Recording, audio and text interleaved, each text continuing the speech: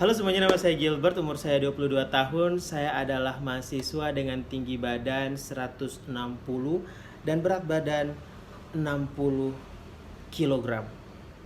Bisa dipikirkan betapa idealnya saya. Iya. Oke, saya adalah anak tunggal yang tidak punya kakak, bahkan tidak punya adik tentunya. Nah, ngomong-ngomong soal tinggi badan nih, saya dikategorikan sebagai seorang yang pendek gitu kan. Nah, seorang yang pendek ini sering dibully Bapak Ibu sekalian. Saya pun menerima hal itu. Memang sih pembuliannya itu bukan secara kekerasan, tapi pembuliannya itu lebih ke verbal Bapak Ibu sekalian. Saya sering dipanggil si gentong, saya sering dipanggil si tuyul, dan bahkan yang lebih parahnya lagi, saya dikategorikan sebagai stunting Bapak Ibu sekalian. Nah, itu yang saya nggak terima Bapak Ibu sekalian. Kalau misalkan pendek, gentong, ya saya masih bisa terima karena emang benar size badan saya emang menyerupai gentong gitu kan. Tapi kalau misalkan saya dikategorikan stunting, nah ini yang saya nggak terima Bapak Ibu sekalian. Karena memang berdasarkan definisi stunting sendiri adalah seseorang pendek karena kekurangan gizi kronis sehingga mengakibatkan dia pendek, dan bukan hanya pendek, tapi otaknya juga itu lamban.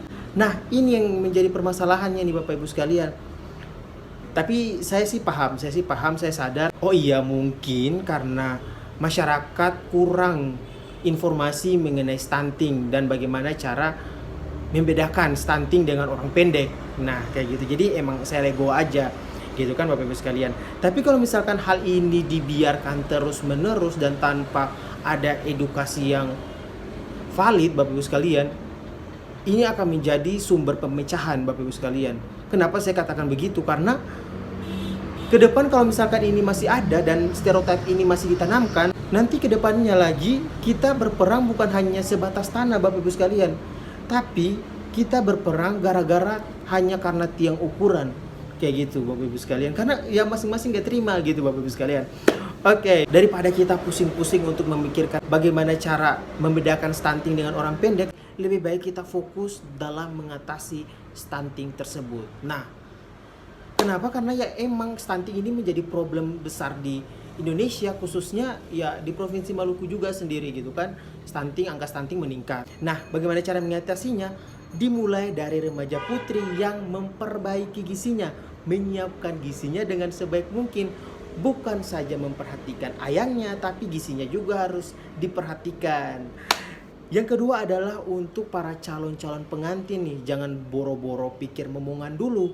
Tapi bagaimana caranya kita melengkapi gizi untuk ke depan tidak beresiko untuk melahirkan calon-calon bayi stunting. Nah, dengan cara apa? Dengan cara menggunakan aplikasi LC Meal, di mana aplikasi ini dapat menuntun kita atau dapat memberitahukan kita bahwa oh iya, kita adalah pasangan yang berisiko atau tidak.